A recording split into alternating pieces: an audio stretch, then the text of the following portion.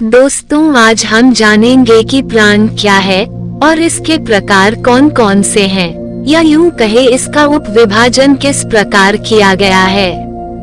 यह बात हम सभी बचपन से सुनते और पढ़ते आ रहे हैं कि मानव शरीर 5 तत्वों हवा, अग्नि, जल, आकाश तथा मिट्टी से मिलकर बना है।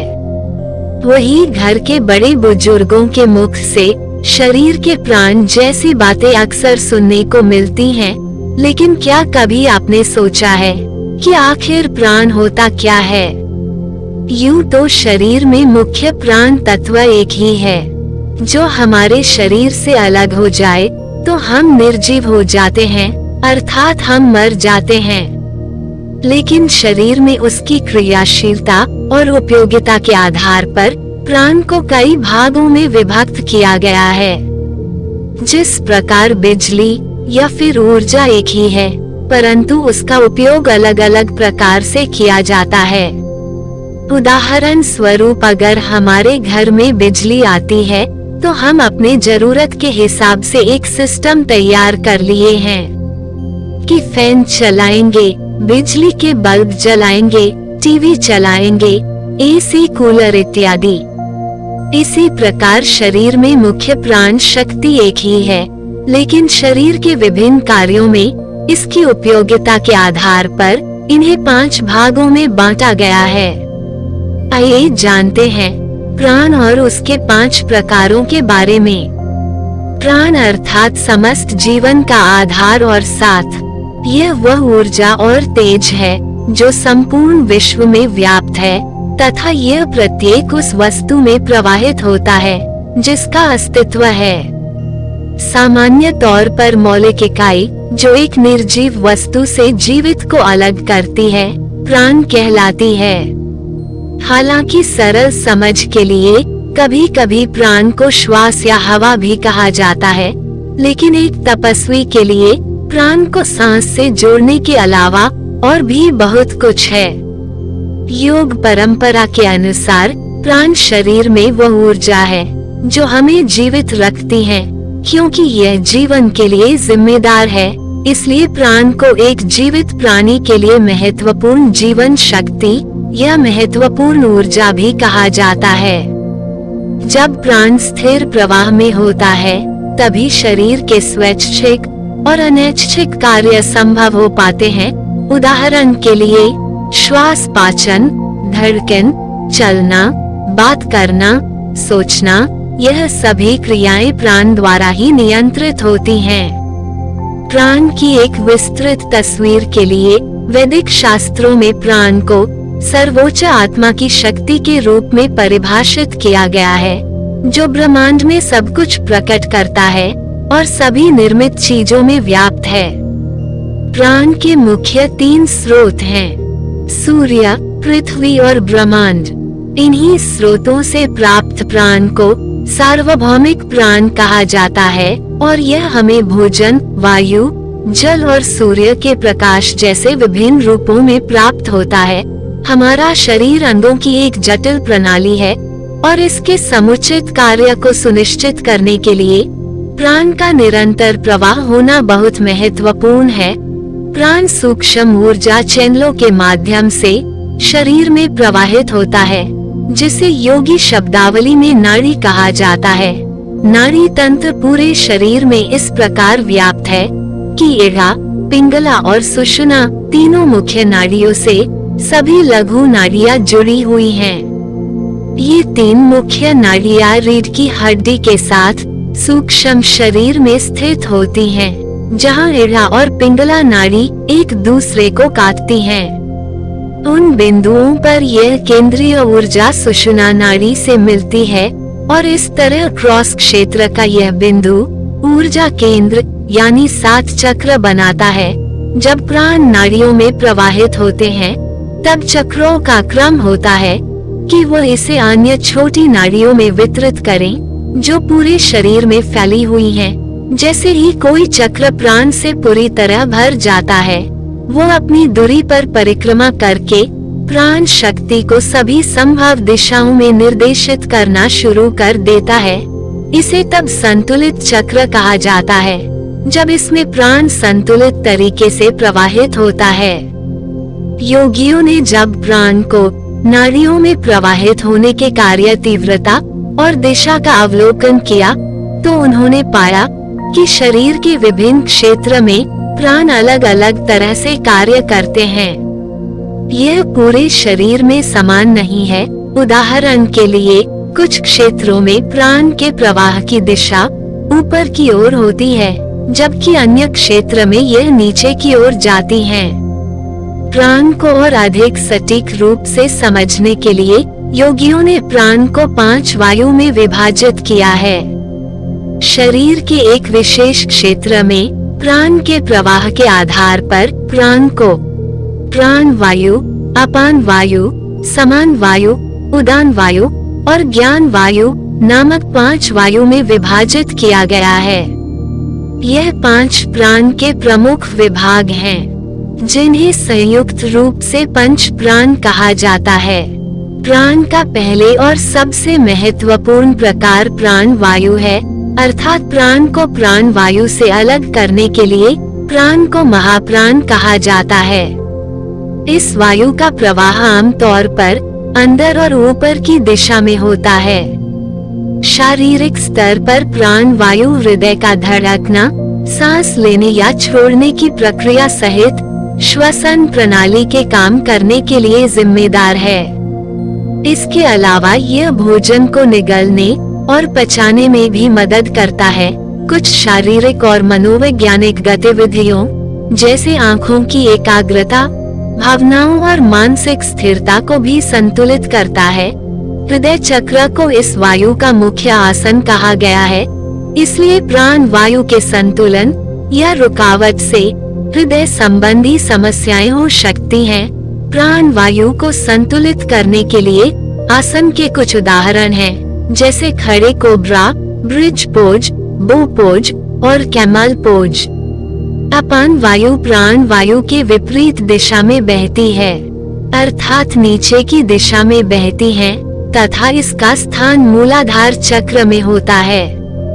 आमतौर पर प्राणायाम का उद्देश्य अपान वायु को उच्च ऊर्जा केंद्रों पर पुनर्निर्वेशित करना और शरीर से इसके अनावश्यक प्रवाह को प्रतिबंध करना होता है। अपान वायु का मुख्य कार्य मल, गैस और मूत्र के रूप में कचरा का निष्कासन करना होता है तथा यह प्रसव के समय सुगम मार्ग बनाने में भी मदद करती हैं। इसके अलावा अपान वायु महिलाओं के लिए यौन उत्तेजना, स्खलन और मासिक चक्र के लिए भी जिम्मेदार होता है। अपान वायु का प्रमुख कार्य क्षेत्र पेल्विक फ्लोर अर्थात वह हिस्सा जिसमें ब्लैडर, यूट्रस, वजाइना और रेक्टम आदि का कोर होता है। यह उन अंगों को नियंत्रित करता है जो नाभि से पेरिनेम के बीच स्थित होते हैं, जैसे मूत्र प्रणाली, प्रजनन प्रणाली, गुर्दे और बड़ी आंत।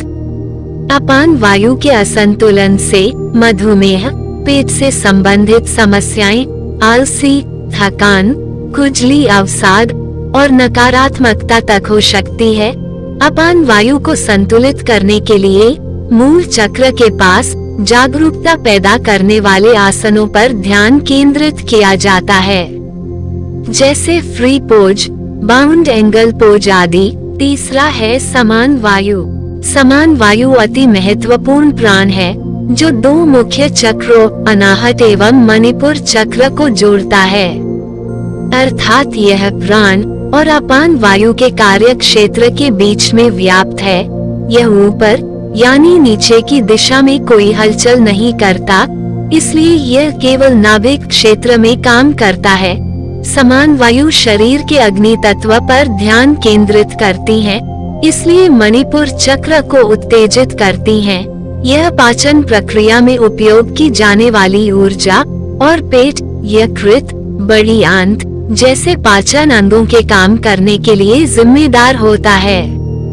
समान वायु के असंतुलन से व्यक्ति को भूख की परेशानी हो सकती है, जिससे शरीर में कमजोरी आती है। समान वायु को संतुलित करने के लिए नाभि क्षेत्र में विस्तार या संकुचन पैदा करने वाली मुद्राएं या आसन को किया जाता है, जैसे vote pose, seated forward bend pose आदि।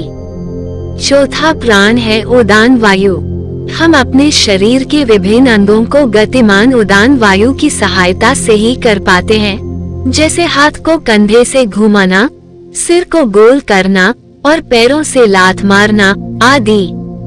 ये सब उदान वायु के कारण ही संभव होता है तथा यह महत्वपूर्ण ऊर्जा विशुद्ध चक्र और उसके ऊपर के अंगों में निहित है।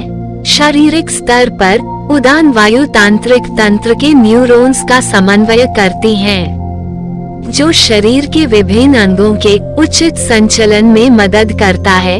उदान वायु शरीर के अलग अलग क्षेत्रों में काम करती है और यह गर्दन से सर तक, कंधे से उंगलियां और कुल्हों से पैर की उंगलियों के बीच में रहता है। उदान वायु की कमी व्यक्ति को असहाय या शक्तिहीन बना सकती है, जैसे शरीर की इंद्रियों का ठीक से काम न करने पर इससे दृष्टिहीन संबंधी समस्याएं और बहरापन हो सकता है। शरीर में उड़ान वायु को संतुलित करने के लिए कंधे और सिर के क्षेत्र में जागरूकता लाने वाली मुद्राएं या आसन को किया जाता है, जैसे bridge pose, shoulder stand pose, हल पोज, फिश पोज आदि। व्यान वायु पांचवा और सबसे एकीकृत प्रकार का प्राण है। व्यान वायु का मुख्य कार्य आरक्षित बल को अन्य प्राणों की कमी वाले क्षेत्र में सुगम मार्ग बनाना होता है तथा यह रक्त प्रवाह के माध्यम से आवश्यक अंगों को आवश्यक पोषक तत्व प्रदान करता है। अन्य चार प्राणों के विपरीत व्यान वायु का शरीर में कोई विशिष्ट कार्य क्षेत्र नहीं है, क्योंकि यह परिसंचरण तंत्र के माध्यम से पूरे शरीर और दिमाग में यात्रा करता है। व्यान वायु में असंतुलन से न्यूरॉन्स के बीच समन्वय की कमी हो सकती है, जिससे इसका प्रभाव पूरे शरीर पर और विशेष रूप में नाड़ियों पर होता है। व्यान वायु में कभी से ही रक्त प्रवाह में कमी, नाड़ी संचरण में खराबी जैसे समस्याएं उत्पन्न हो जाती है। शरीर के एक अलग हिस्सों में व्यान वायु को पुनर्निर्वेशित करने के लिए हाफ मून पोज और ईगल पोज का अभ्यास किया जाता है।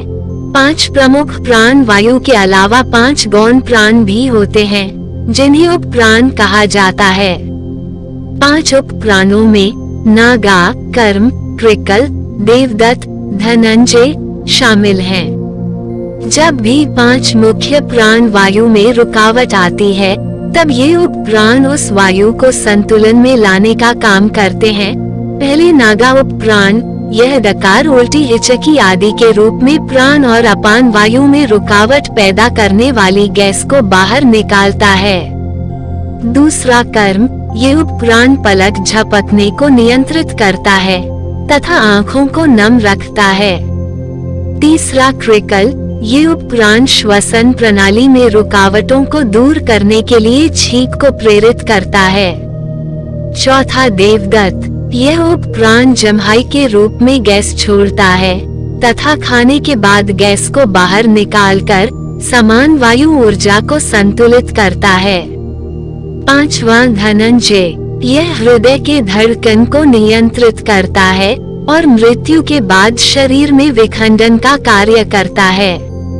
दोस्तों, आज का हमारा यह प्रस्तुति कैसा लगा कमेंट्स में जरूर बताइएगा, और अगर आप हमारे चैनल पर नए हैं तो हमारे चैनल को सब्सक्राइब जरूर कीजिएगा। धन्यवाद।